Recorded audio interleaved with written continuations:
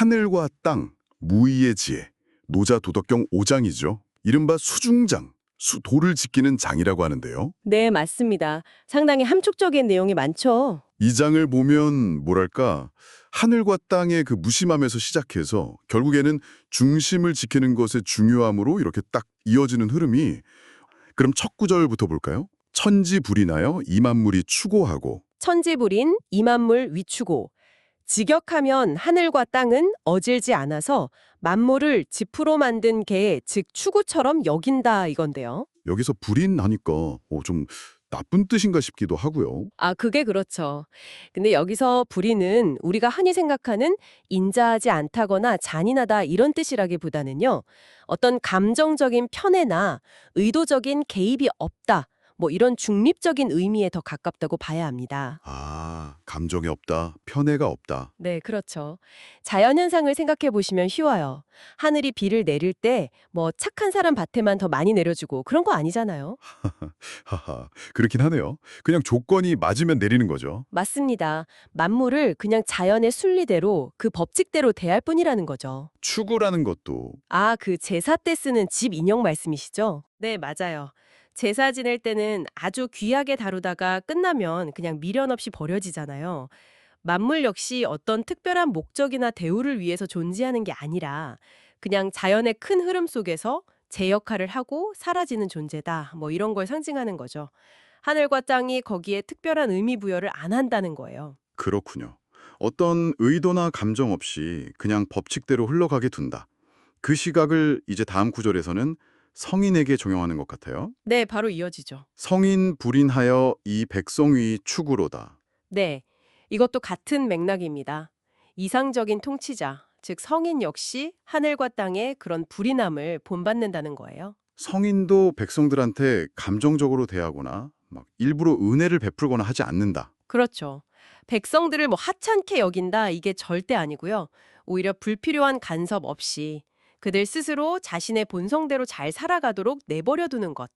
그게 최상의 다스림이다. 라는 좀 역설적인 지혜가 담겨 있는 거죠. 억지로 막 도와주려고 하기보다는 스스로 잘 클 수 있는 환경을 만들어주는 느낌이네요. 정확합니다. 자율성을 존중하는 거죠. 자, 그럼 다음 구절은 비유가 나오네요. 천지지간은 기후 타격호인저. 네, 천지지간 하늘과 땅 사이는 기후 타격호. 그것이 마치 타격과 같다. 타격. 이게 뭔가요?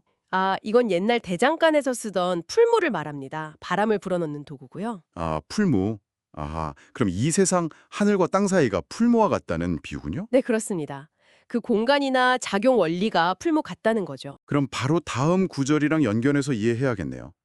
허이불구라고 동의유출이라. 맞습니다. 풀무의 특징을 설명하는 구절이죠.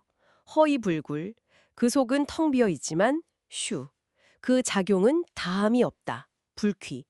여기서 굴은 다하다, 고갈되다 이런 의미로 해석해요. 비어있는데 마르지 않는다? 그렇죠. 그리고 동위유출, 움직이면 움직일수록 더욱 많은 바람을 만들어내죠. 유출. 아, 그러니까 하늘과 땅 사이의 공간 혹은 도라고 할 수 있는 자연의 원리 같은 것이 겉보기엔 퉁 비어 있는 것 같지만 네, 바로 그 비어있음, 슈 때문에 오히려 무한한 작용, 무한한 생명력이 나온다는 거죠. 와, 이 부분이 정말 뭐랄까 핵심적인 메시지 같아요. 비어있음이 오히려 무한한 가능성의 원천이다. 그렇죠. 비어있기에 모든 것을 담을 수 있고 끊임없이 변화하고 생성할 수 있다는 그런 의미입니다. 자, 그럼 이 모든 이야기의 결론은 뭘까요? 마지막 구절입니다. 다연삭궁하니 불효수종이니라. 네, 다연, 말이 많거나 삭궁, 자주 궁지에 몰리니 여기서 수는 자주라는 뜻의 사고로 있는 게 일반적입니다. 말이 많거나 아니면 인위적인 행동 같은 게 너무 잦으면 오히려 어려워진다. 네, 맞아요. 그런 인위적인 개입이나 행위가 잦아지면 오히려 상황이 막히고 어려워지니까 그럴 바에는 불여, 수중, 중을 지키는 것만 못하다는 거죠. 그럼 여기서 중이라는 건 아까 말한 그 풀무의 텅 빈 속 같은 건가요? 네, 그렇게 볼 수 있습니다. 텅 비어있는 그 고요한 중심, 혹은 도가 작용하는 근원적인 상태, 이걸 무의라고도 표현할 수 있겠죠. 그것을 지키는 것이 낫다는 겁니다. 결국 막 의도적으로 뭘 하려고 하거나 말을 많이 하기보다는 그 비어있는 듯 고요한 중심, 중을 지키면서 자연스러운 흐름을 따르는 게 현명하다. 이런 얘기군요. 정확히 그렇습니다. 오늘 이렇게 5장을 쭉 훑어보니까 그 불인이라는 개념에서 시작해서 풀무의 비유를 거쳐 수중으로 딱 귀결되는 이 과정이 참 깊이가 있네요. 네, 천지의 불인함, 성인의 불인함, 그리고 풀무의 비유가 모두 이 수중, 즉 비어있는 중심을 지키는 것의 중요성을 이야기하고 있는 거죠. 그럼 첫 주석부터 바로 시작해볼까요? 천지의 본성에 대한 이야기입니다. 네, 첫 주석 제가 읽겠습니다. 주 천지는 님 자연하여 우이우조나 만물 지상 지리하니 고 불인예라 하니라. 여기서 임자연 그리고 불인 이게 핵심 같네요. 정확합니다. 임자연, 그러니까 하늘과 땅은 그냥 스스로 그러함, 그 자연의 흐름에 맡긴다는 거죠. 억지로 뭘 하려고 하지 않아요. 아, 억지로. 네. 그래서 무이무조, 함도 없고 만듦도 없다는 말이 이어지고요. 그 결과 만물이 스스로 다스려지니까 만물 지상지리, 이걸 주석가는 불인이라고 표현한 겁니다. 불인 이게 그냥 어질지 않다는 뜻과는 좀 다른 건가요? 그렇죠. 우리가 보통 생각하는 인간적인 연민이나 뭐랄까 의도적인 배품, 그런 인과는 다른 개념이죠. 간섭하지 않는 자연의 상태. 예, 그렇게 이해하시면 됩니다. 아하, 그럼 다음 문장도 한번 보죠. 린자는 빌 조립 시화하니 요은 요이로 돼 조립 시화하면 적 물 실기 진이요 요은 요이면 적 물 부구 존이요. 인자의 행동이 오히려 문제가 될 수도 있다 이런 말인가요? 네, 바로 그 점을 지적하는 겁니다. 흔히 좋게 여기는 인자의 행동, 즉 조립 시화, 억지로 뭔가를 만들고 조립, 베풀어서 변화시키는 것. 네네. 그리고 유은유의, 은혜를 베풀고 의도를 가지고 행위하는 것이 오히려 만물의 참된 본성, 진을 잃게 하고 만물이 온전히 보존되기 어렵게 불구존하게 만든다는 거죠. 와, 상당히 역설적이네요. 그렇죠. 인위적인 개입의 문제점을 날카롭게 보고 있는 겁니다. 흥미롭습니다. 그럼 다음 주석으로 넘어가 볼까요? 천지가 만물을 대하는 방식에 대한 비유 같은데요. 천지 부의 수생 추하나, 소식 추하고 부의 인생 고하나, 인식 고하니, 무의 유 만물이면 만물 각식시 소용하니, 절모부 셩이라. 네, 이 부분도 재밌죠. 하늘과 땅이 뭐 짐승 먹으려고 풀을 나게 하거나 사람 먹으려고 개를 만든 게 아니라는 거예요. 그렇죠. 하지만 짐승은 풀을 먹고 사람은 개를 먹죠. 각자 필요한 것을 취하는 겁니다. 핵심은 이거예요. 무의 유만물, 만물에 대해 억지로 함이 없으면 오히려 만물 각자가 제 쓰임에 맞게 각적기 소용하게 되어서 부족함 없이 넉넉해진다. 막불 섬이 이런 뜻입니다. 그런데 그 뒤에 나오는 구절, 록회요 기수하면 위족 림예라. 이건 어떤 의미로 봐야 할까요? 그리고 회요기수는 인간의 얇은 지혜로 스스로 무언가를 억지로 세우려 하면 위죽 림예, 오히려 만물을 제대로 책임지기에 부족하다. 이런 경고입니다. 인위적인 것의 한계죠. 알겠습니다. 이제 성인에 대한 주석이네요. 주 성인 유 텐지 합기덕일세 이 백성비 추구여라. 성인도 천지처럼 백성을 추구에 비유한다니 이것도 좀 놀라운데요? 네, 그렇죠.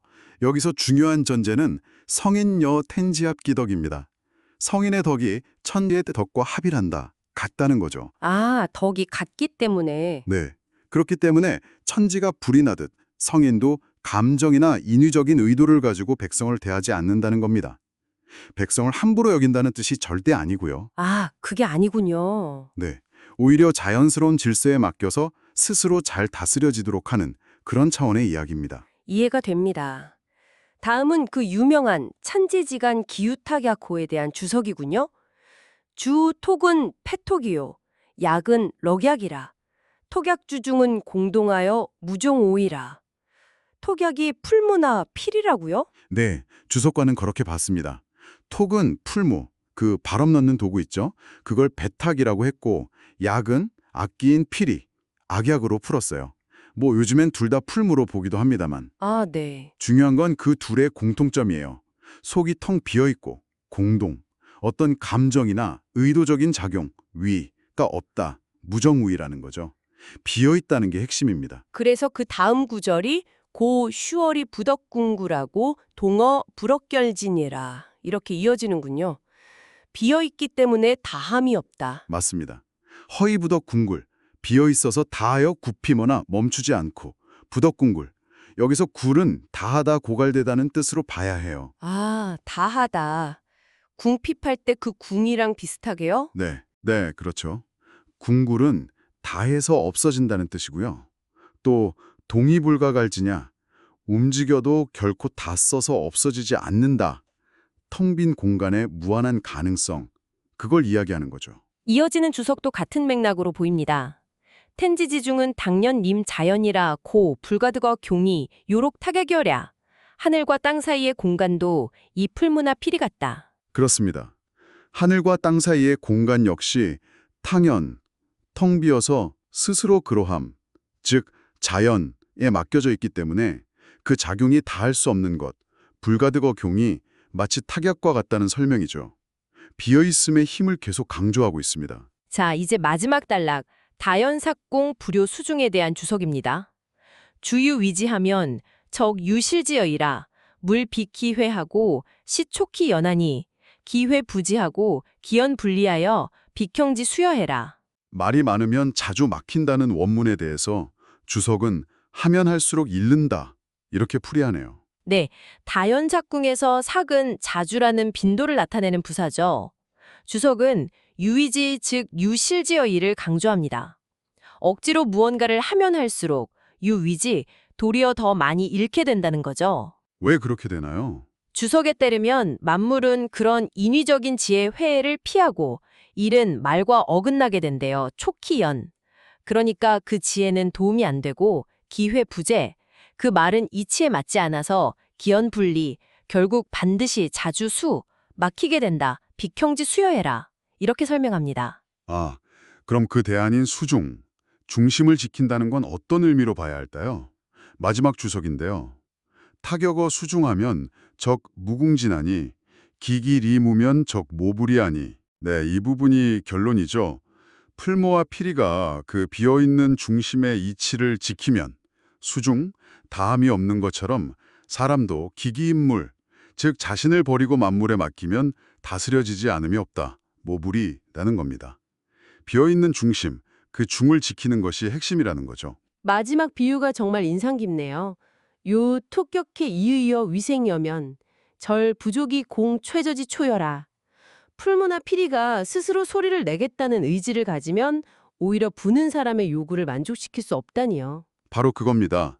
유의어 위송, 소리를 내겠다는 의도, 어떤 목적의식을 갖는 순간 오히려 본래의 기능을 제대로 못하게 된다는 거죠. 와, 텅 비어서 그저 통로가 될 때, 즉 의도를 비우고 수중할 때, 비로소 무한한 작용이 가능하다는 역설이에요. 들어보니 결국 이 5장의 주석들은 시종일관, 자연스러움, 억지로 하지 않음, 무의, 그리고 비어있음, 슈, 혹은 중심 지키기, 수중의 중요성을 계속해서 이야기하고 있군요. 저희는 다음 탐구에서 다시 뵙겠습니다.